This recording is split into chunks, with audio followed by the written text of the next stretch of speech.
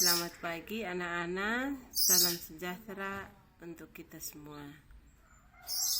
Kita bertemu lagi walaupun pembelajarannya masih dari rumah, tapi tetap semangat ya anak-anak.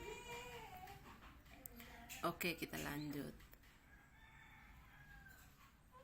Minggu kemarin kita sudah belajar tentang refleksi atau cerminan.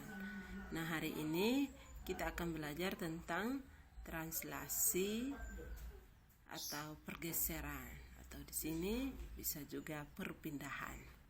Materinya sudah ada di modul halaman 9 sampai dengan halaman 10. Ibu berharap anak-anak sudah membaca. Oke, kita lanjut. Translasi itu apa? Translasi adalah transformasi yang memetakan suatu titik atau bangun pada titik lain sebagai bayangannya. Translasi ini juga merupakan transformasi yang memindahkan titik atau bangun dengan cara menggeser titik atau bangun tersebut dengan jarak dan arah tertentu. Nah, dalam hal ini translasi ini, misalnya kalau translasinya adalah suatu bangun, maka bentuk bangunnya tidak berubah, tetap sama. Jadi tidak merubah bentuk bangun. Oke. Untuk menghasilkan translasi dari suatu objek, dalam hal ini titik atau benda, kita memetakan objek tersebut sepanjang sumbu X. Sumbu X berarti yang mendatar atau secara horizontal. Dan dilanjutkan lagi pada sumbu Y secara vertikal atau tegak lurus. Nah, jika translasi dinyatakan oleh pasangan A, B, pasangan titik A, B, maka A ini merupakan komponen translasi pada arah sumbu X dan B merupakan komponen pada arah sumbu Y, atau dengan kata lain kita menambahkan konstanta A pada koordinat X dan B pada koordinat Y. Bagaimana kita menentukan koordinat titik bayangan oleh translasi tertentu? Nah, untuk menentukan titik koordinat titik bayangan itu, misalnya jika titik A koordinatnya adalah X, Y di sini, ditranslasikan oleh titik koordinat A, B. Berarti di sini pergeseran titik A, X, Y sejauh A searah sumbu X, berarti ke kanan atau ke kiri, dan sejauh B searah sumbu Y ke atas atau ke bawah. Sehingga di sini menghasilkan bayangan dari titik A itu, yaitu koordinatnya X, Y. Bayangannya menjadi A aksen, X aksen, Y aksen. Dengan X aksennya kita peroleh dari X tambah A, dan Y aksennya kita peroleh dari Y tambah B. Nah, secara umum kita bisa menuliskannya yaitu titik A X, Y ditranslasikan oleh titik A, B, maka hasil bayangannya menjadi A aksen. Di sini koordinatnya menjadi X aksen, Y aksen, di mana X aksen kita dapat dari X tambah A, Y aksennya ini kita dapat dari Y tambah B.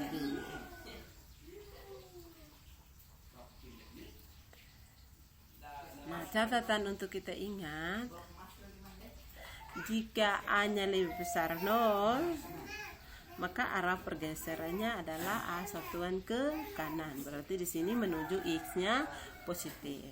Jika A-nya lebih kecil 0, maka arah pergeserannya adalah A satuan ke kiri.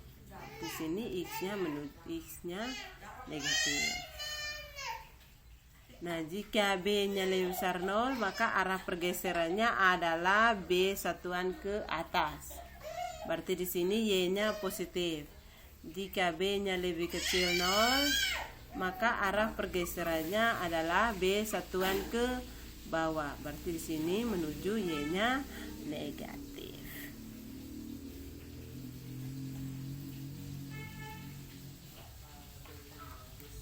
Oke. Latihan soal di sini sudah ada di contoh soal di sini sudah ada di modul halaman 10. Nah, Ibu tambahkan beberapa soal, beberapa contoh, yaitu contoh yang pertama. Tentukan bayangan titik P sini negatif 5,7 oleh translasi 4, negatif 3. Maka di sini jawab titik P-nya negatif 5,7, maka negatif 5 ditambah 4, 7 ditambah negatif 3. Sehingga bayangannya akan menjadi negatif 5 tambah 4 hasilnya negatif 1, 7 tambah negatif 3 berarti positif 4. Maka hasil bayangannya menjadi P aksen negatif 1,4. Contoh yang kedua. Diketahui titik B ditranslasikan oleh negatif 2,6. Menghasilkan titik, bayangan titik B-nya, menghasilkan titik di sini, bayangan titik B-nya menjadi negatif 1, negatif 5. Nah, tentukan titik koordinat B. Atau di sini jawab. Misalkan koordinat titik B di sini X, Y, maka bayangan di situ B aksennya menjadi negatif 1, negatif 5. Ditranslasi dengan titiknya adalah negatif 2,6.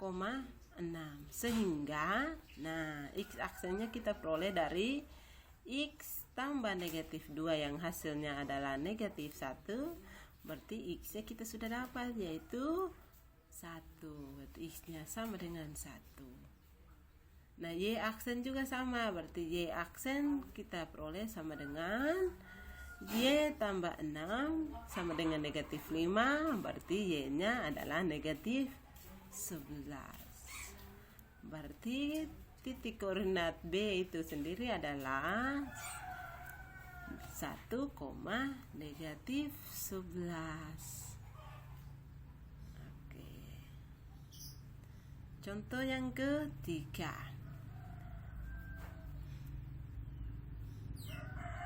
Titik B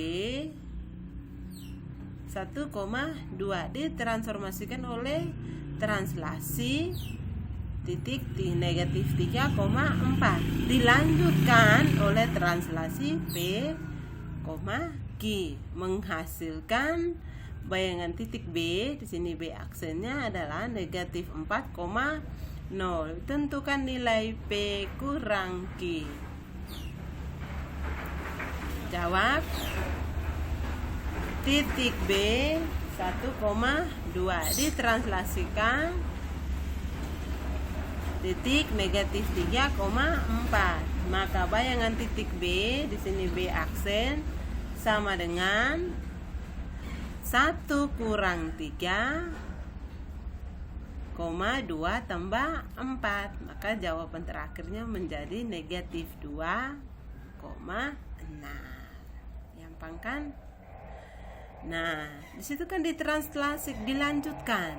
Nah, dilanjutkan lagi berarti B aksen atau bayangan B di sini negatif 2,6 ditranslasi lagi oleh titik P, Q yang hasilnya adalah negatif 4,0. Maka di sini kita akan dapat negatif 2 tambah P sama dengan negatif 4. Berarti P-nya adalah negatif 2. Dan 6 tambah Q sama dengan 0. Maka Q-nya kita dapat negatif 6. Berarti P-nya sama dengan negatif 2. Q-nya sama dengan negatif 6, sehingga P kurang Q hasilnya menjadi 4.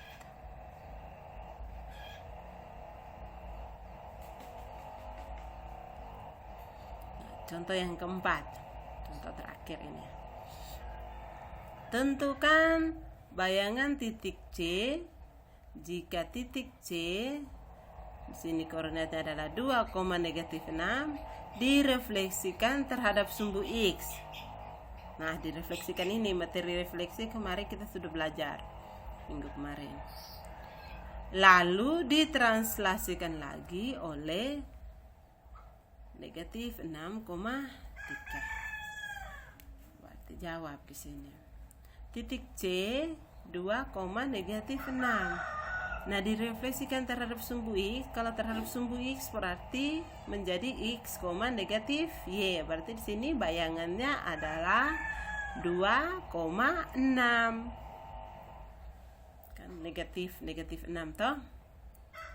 Nah, dari C aksen bayangan titik C di sini 2,6 kita translasikan lagi dengan titiknya adalah negatif 6,3. Berarti kita di sini kita akan dapat 2 kurang 6 hasilnya sama dengan 4, dan 6 tambah 3 hasilnya adalah 9. Maka bayangan titik C itu hasil terakhirnya adalah negatif 4,9. Sampai di sini kita belajar. Jangan lupa untuk mengerjakan tugas-tugas. Jadi bayangannya adalah negatif 4,9. Oke anak-anak, sampai di sini dulu pelajaran kita. Silakan kerjakan latihan soal yang ada di modul dan juga soal yang ada pada tes formatif dan sumatif yang berkaitan dengan materi translasi. Sampai jumpa di materi yang selanjutnya, itu rotasi atau perputaran. Jangan lupa untuk tetap menjaga kesehatan, memakai masker apabila keluar dari rumah, dan menjaga jarak. Oke, sampai jumpa. Selamat pagi.